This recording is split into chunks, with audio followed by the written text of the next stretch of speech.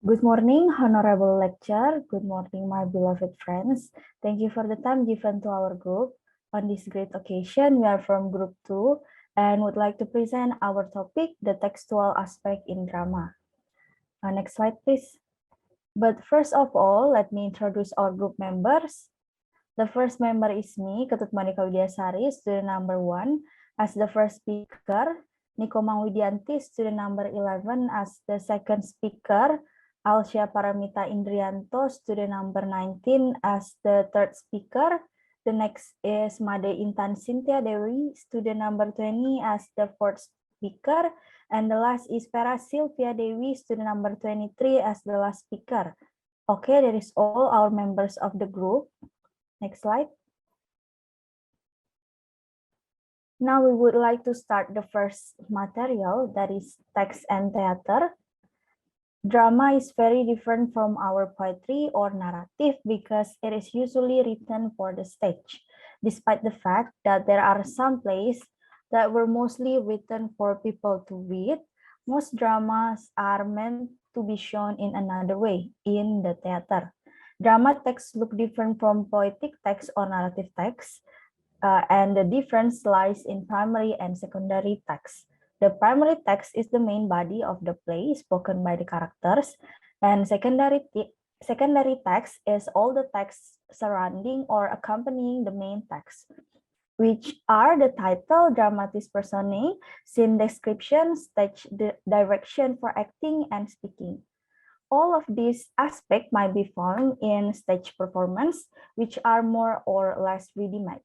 In other words, a version of the play that has already been thought up by all the other people who work at the theater, make it come to life. Stage performance that are shown on the stage can be seen and heard through many different senses, and they can use multimedia elements like music, sound effects, lighting, stage props, and so on. Next slide. Move to the following characteristics should be considered when analyzing drama are the first one, information flow. The second is overall structure. The third is space. The fourth is time. The next is character. The sixth is types of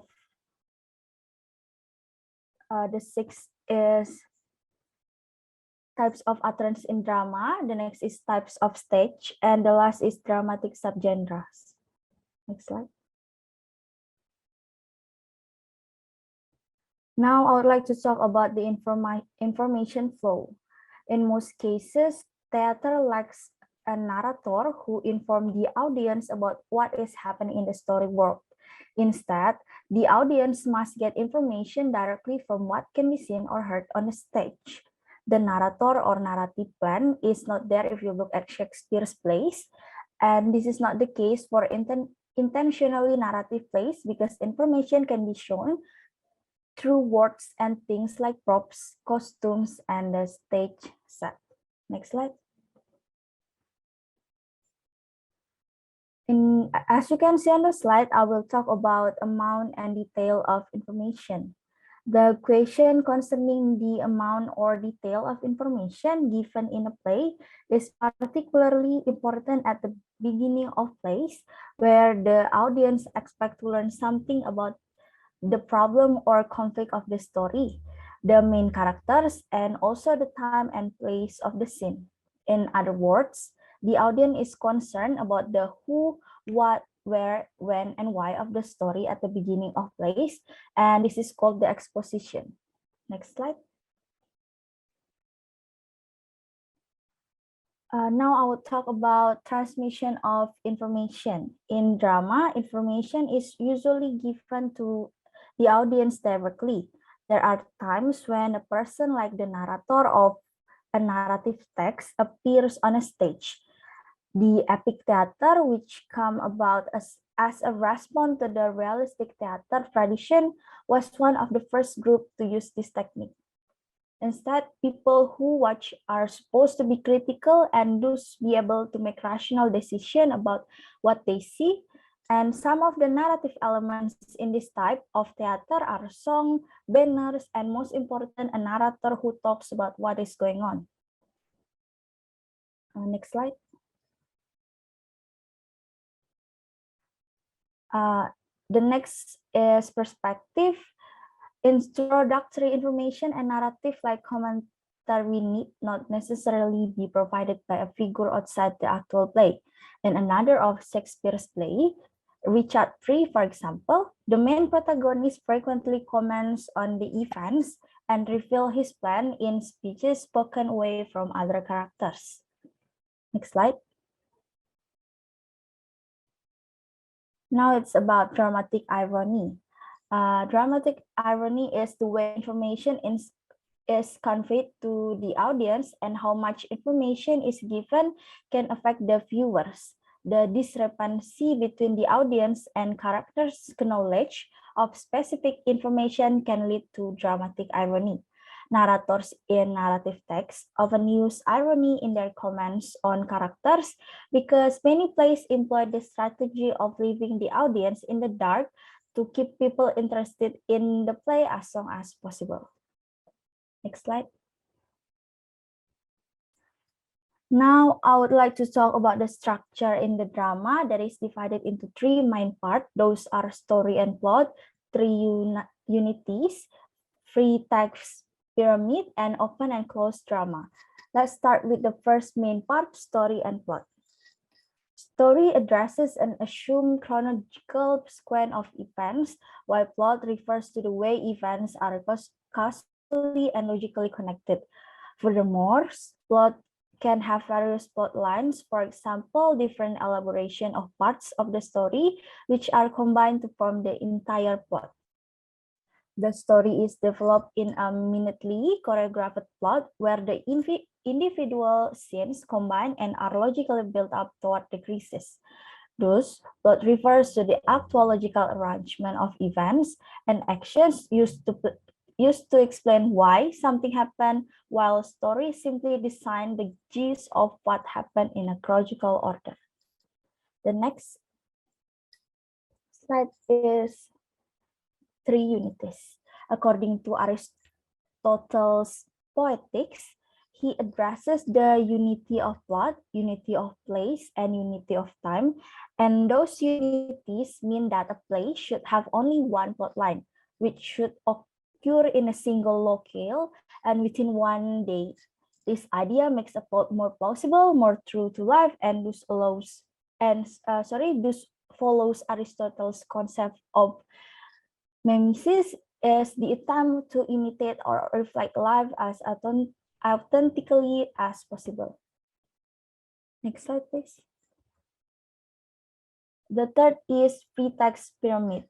Gustav Freytag, the German journalist and writer, in his book Technique of the Drama, described the classical 5-act structure of plays in the shape of pyramid that is called Freytag pyramid. As you can see the picture on the slide, I will explain.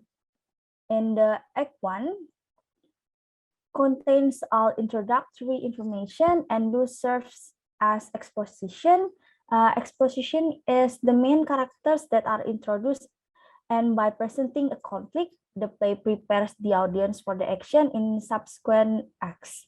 The second act usually propels the plot by introducing further circumstances or problems related to the main issue. The main conflicts start to develop and characters are presented in greater detail. In the Act 3, the plot reaches its climax. A crisis occurs when the deed is committed that will lead to the catastrophe, and this brings about turn or peripety in the plot. And the fourth act creates new tension in that it delays the final catastrophe by further events. And the last is the fifth act finally offers a solution to the conflict presented in the play, while tragedies end in catastrophe, a term that is applicable to both types of ending is the French denouement, which literally means the unknoting of the plot. And the last is, next slide, please. Open and closed drama.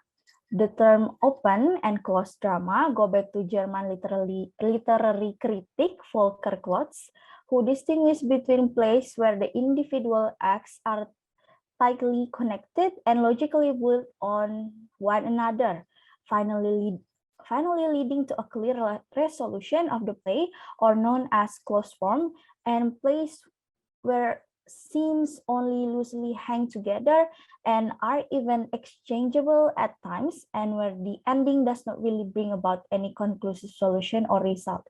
Open plays typically also neglect the concept of the unities and are thus relatively free as far as their overall arrangement is concerned. I think that is all from me, and the next material will be explained by Komang Widianti. Time is yours.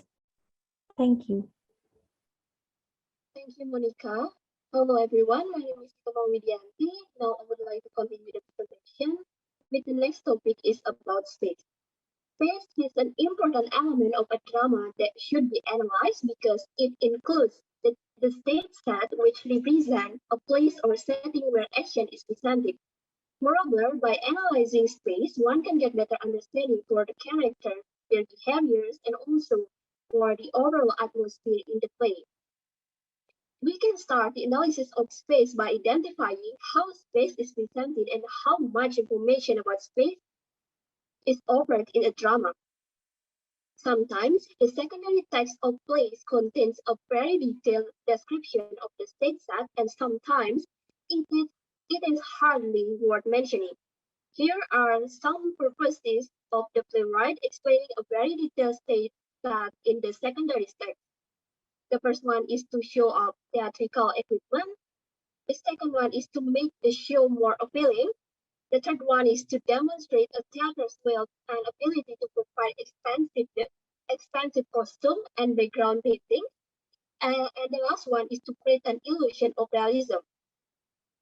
Meanwhile, if the secondary text or drama production does not employ detailed settings, it means they just want to present a general scenario that could be placed anywhere and affect anyone. Next slide, please. Next, when we talk about space, it will relate to what scenery, setting, and characterization, and also symbolic space. What scenery is how the playwright presented all the necessary state props and possibly state painting verbally. It can be contained in the character's speech or dialogue. For example, in the Elizabethan theater, the viewer could not actually see a cloud on stage. They were invited to imagine it in their mind's eyes. The setting was thus created rhetorically as word scenery rather than by means of painted canvas, stage props, and artificial lighting. Then setting and characterization. The setting can function as a means of indirect characterization. So by analyzing the setting, one can have a better understanding of the characters and their behavior. In the drama William Conrad's The Way of the World, the setting of the story is in a coffee house, St. James Park, and post-private salon. So the characters are implicitly characterized as a high society. Next is about symbolic space. In a drama, space always relates to the plot of the story. The playwright needs to create a background of specific scenery to support the plot of the story.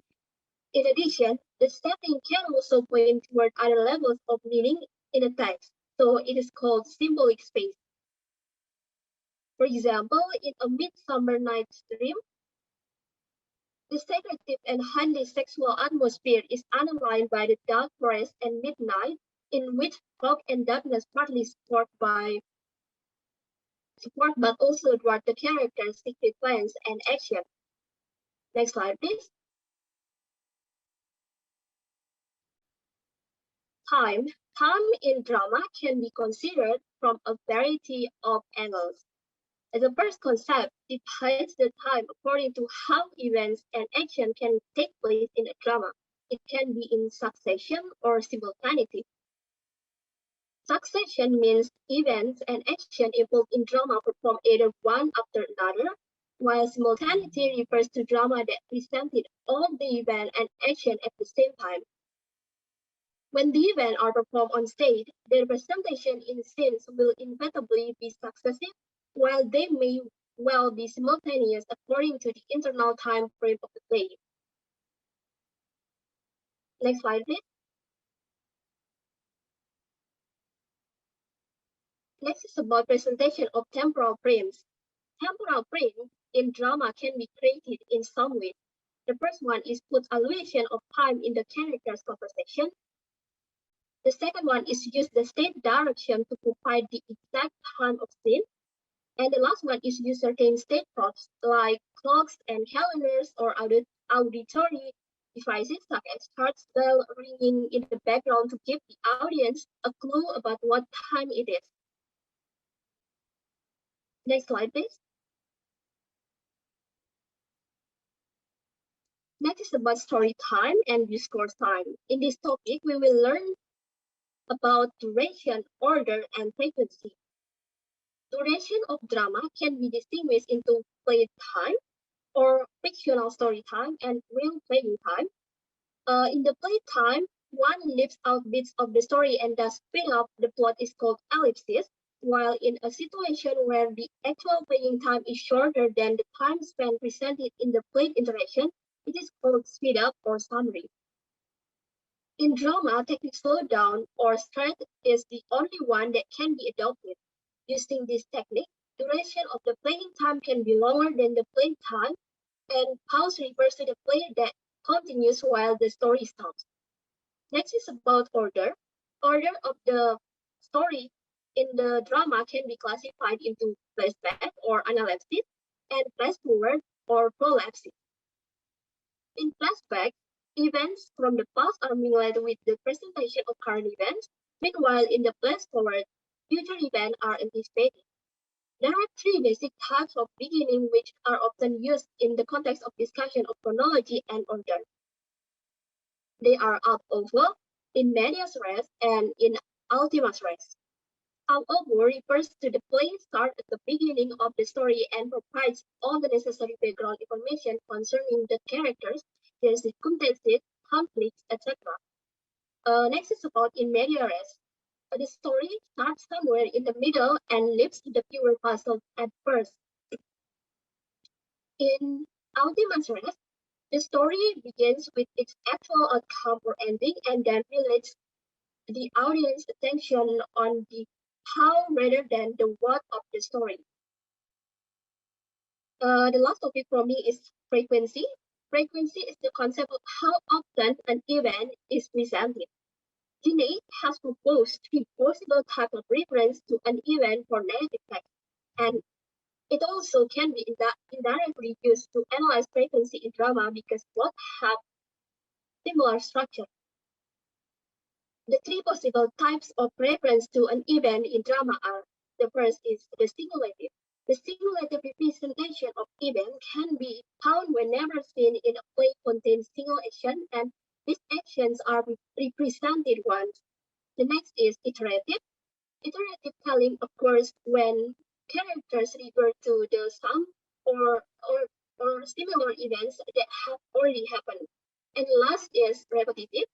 A repetitive representation of event is more difficult to imagine in drama since, strictly speaking, it would involve the same scene to be played several times in exactly the same way. Well, I think that's all for me, and the next topic will be presented by my friend Alsya. Come is yours. Thank you. Thank you for the time given to me. My name is Alsya Paramitha Indrianto, and I'm here to present the next material regarding the characters in textual aspect of drama. The characters in plays can generally be divided into major characters and minor characters, depending on their complexity, meaning how important they are for the plot by accounting the amount of time and speech, as well as presence on stage. Major characters are multidimensional and dynamic round characters. In other words, they are characters that have several layers, facets, or dimensions to them and undergo a significant internal change throughout the story. They usually have a lot to say and appear frequently throughout the play. Thus, they are very crucial to the plot. While minor characters are monodimensional and static flat characters. In other words, they do not have an arc throughout the story, and they stay the same at the end as they are in the beginning. They have less presence or appear only marginally, thus they are less important to the plot unless necessary. Next slide, please.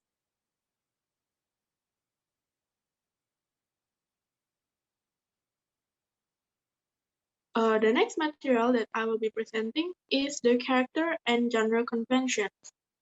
The quality of characters can depend on the subgenre to which a play belongs because genres affect the dramatis personae.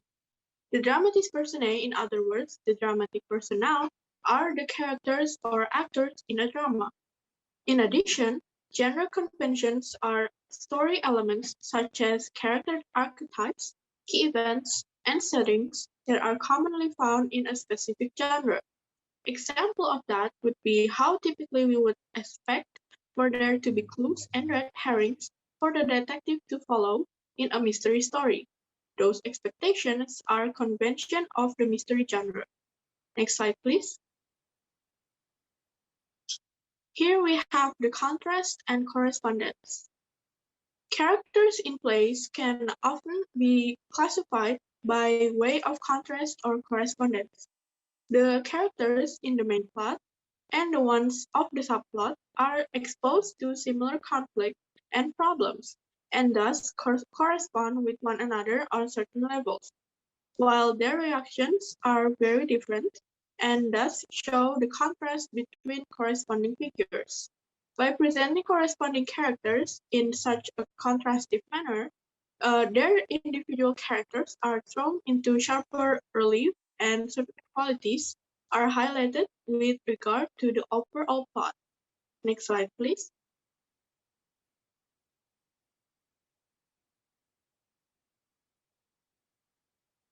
The next material is the character constellation and configuration.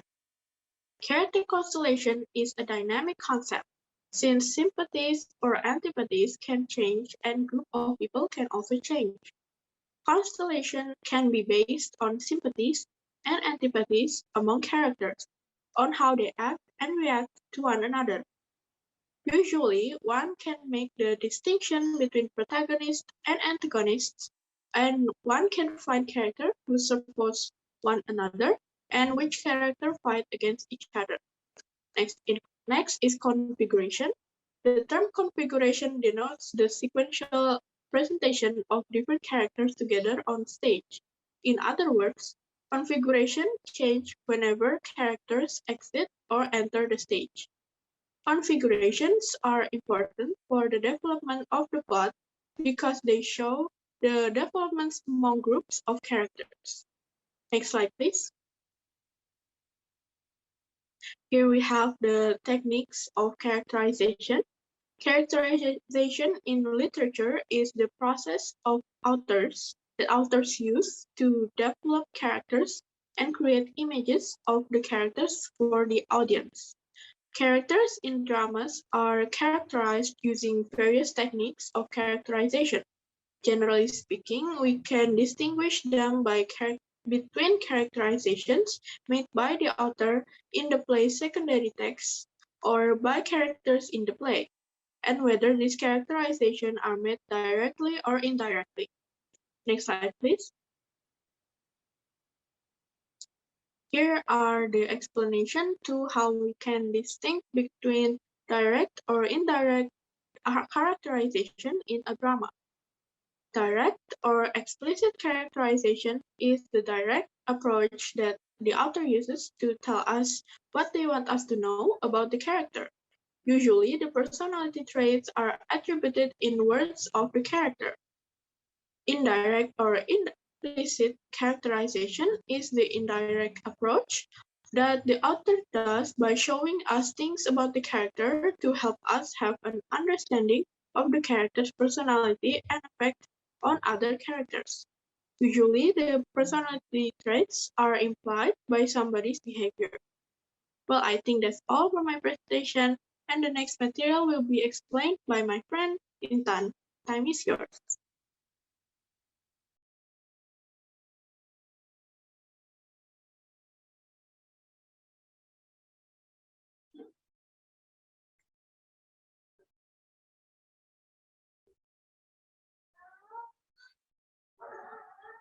Okay, thank you, Alsya.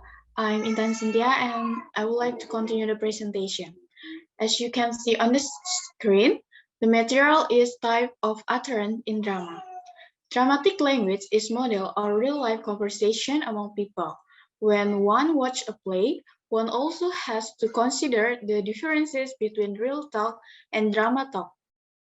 On the level of the story or world of a play, language can of course assume all the pragmatic function that can be found in real-life conversation. Dramatic language is often pragmatic and poetic. It uses language in ways which differ from standard usage in order to draw attention to its artistic nature. Utterance means the talk or the language used either in real life or drama. Dramatic talk has the pragmatic function and poetic or rhetorical function. For the first, pragmatic function, the function is to show purpose, to persuade, to influence, to convey information, and etc. The second, poetic function, the function is to show artistic element of talking. Next slide, please. Okay, here the material is monologue, dialogue, and soliloquy. Language in drama can generally be presented either as monologue or dialogue. Monologue means that only one character speaks, while dialogue always requires two or more participants. A special form of monologue, where no other person is present on stage beside the speaker, is called soliloquy. Soliloquy is mainly used to present a character in more detail and also on a more personal level. Characters are able to speak their mind in soliloquy. That characters explain their feeling on stage appear unnatural from a real-life standpoint, but this is necessary in plays because it will otherwise be very difficult to convey thought. Next slide, please.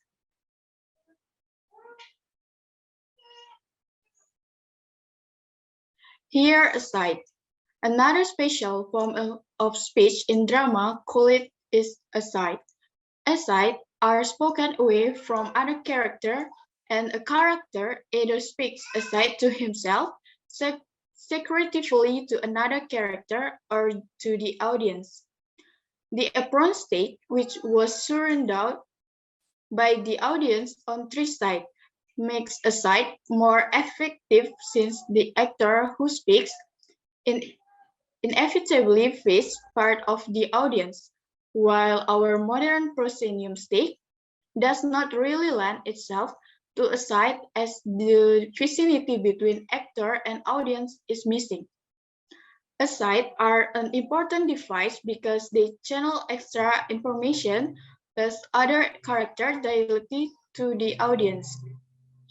Aside from any other types of utterance, aside is the only talk that combines monologue and soliloquy, but he speaks toward the audience while the other three do not.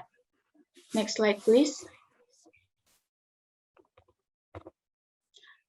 Here, turn allocation, stichometia, and repartee.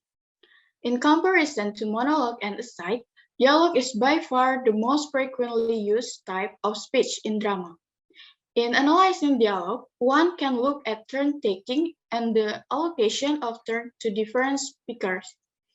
A special type of turn allocation occurs when speakers alternating turn are of one line each. This is called stichometia and is often, albeit not exclusively, used in contexts where characters compete or disagree with one another. This dialogue is marked by repartees, quick responses given in order to top remarks, of another speaker or to use them to one's own advantage. The fact that psychomedia is used here underlines the argumentative character of this conversation. Next slide, please. Here, the last material, the significance of wordplay in drama. The play with language entertains spectators and at the same time attract and sustain their attention. A special type of wordplay called a spoon, where words are used which are the same or at least similar in sound and spelling, but differ in meaning. Another concept to be mentioned in the context of play with language is wit, the idea of which combine humor and intellect, plays a significant role in the so-called comedy of manner. Wit is expressed in brief verbal expression which are intentionally contribute to create a comic surprise. So that's all for my part. The presentation will continue by my friend Vera. Time is yours. So, all right, thank you. Now I'm Vera Silvia Dewi would like to continue the presentation. Let's start with the types of stages in drama. If you look at the history of drama, it is interesting how drama developed and show significant changes over time.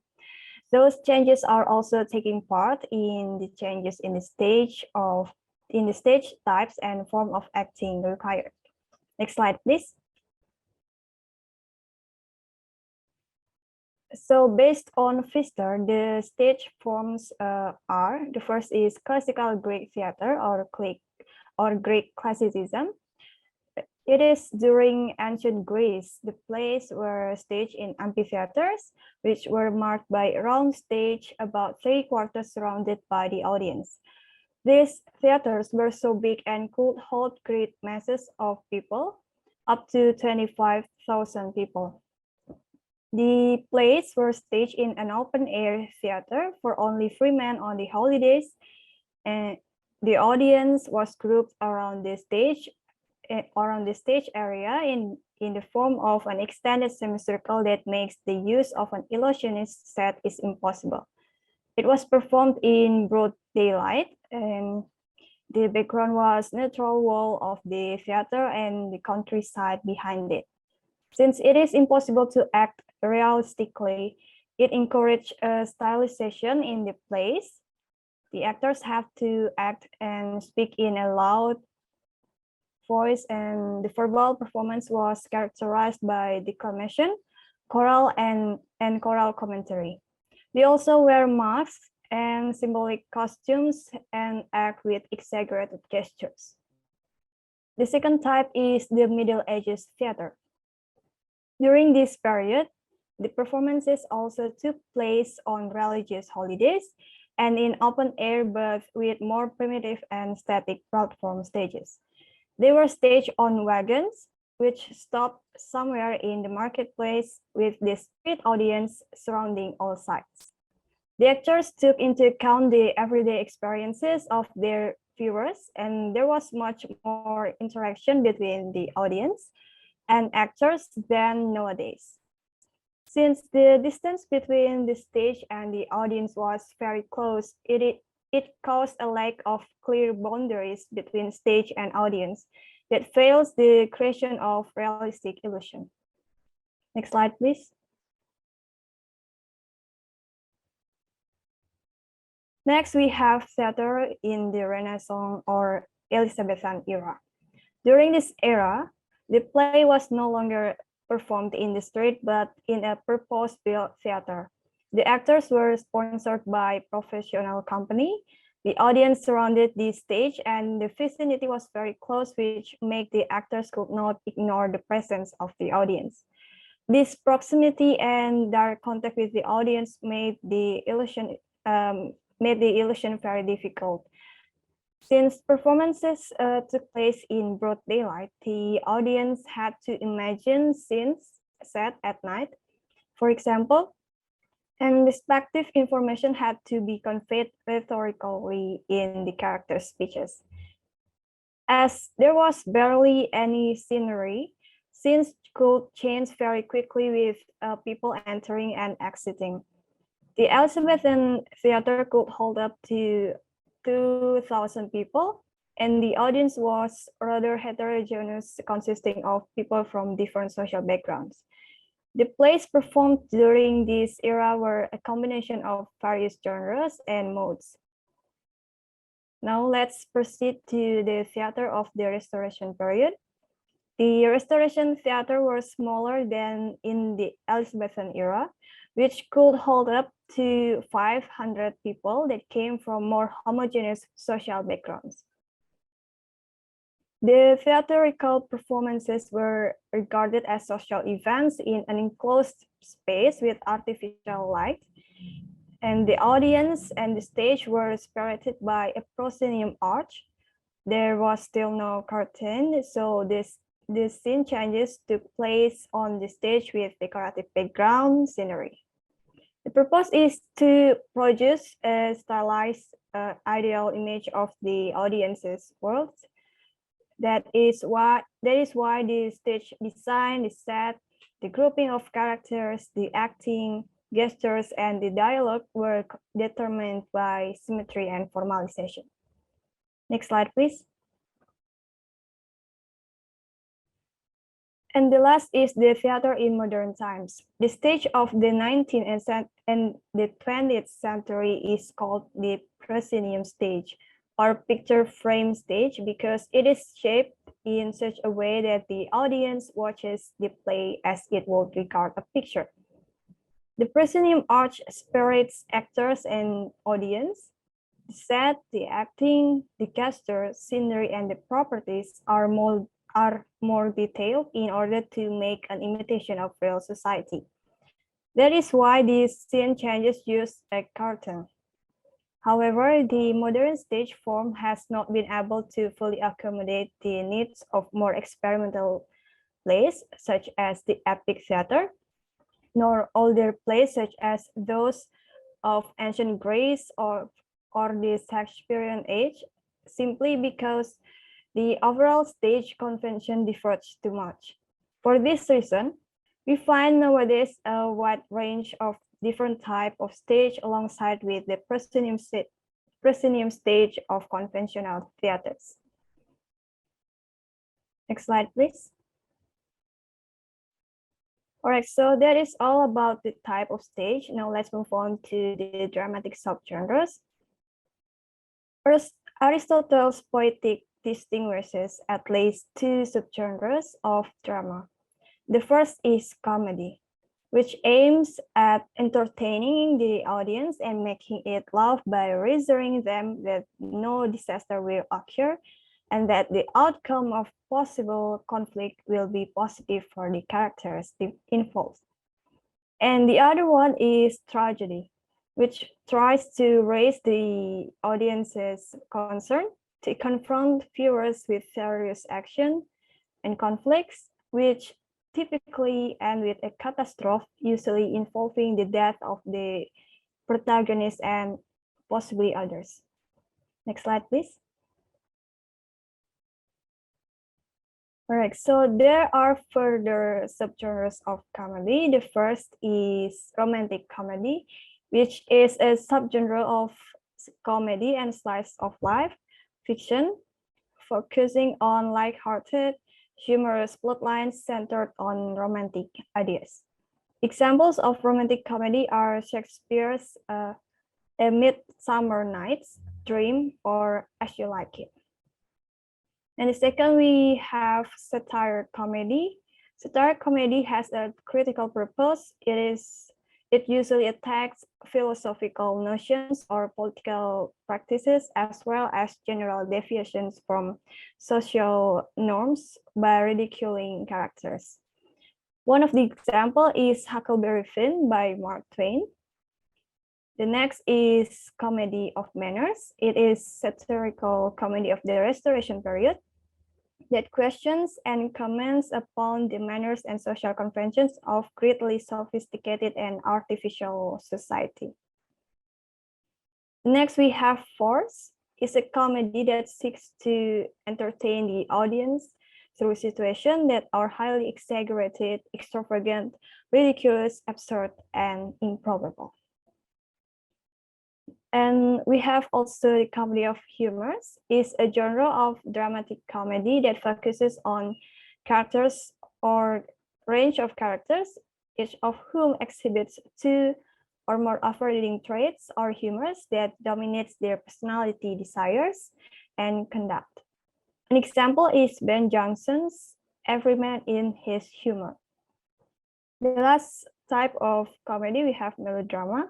It is a type of stage play that mixes romantic or sensational plots with musical elements. Melodrama aims at a violent appeal to the audience's emotions and usually has happy ending. An example is Still Life, Brief Encounter by Noel Coward. And for the subgenres of tragedy, we have the first is Senecan tragedy that refers to a set of 10 ancient tragedies by Roman poet Seneca. And next we have revenge tragedy or tragedy of blood. It's a theoretical genre in which the principal theme is revenge, and made the extensive use of certain elements of Senecan tragedy, such as murder, revenge, mutilation, and ghosts. Typical example of this subgenre are Christopher Marlowe's The Jew of Malta and Titus Andronicus by William Shakespeare. And next we have domestic tragedy.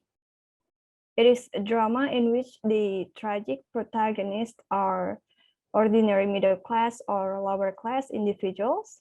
The example is The London Merchant by George Lillo.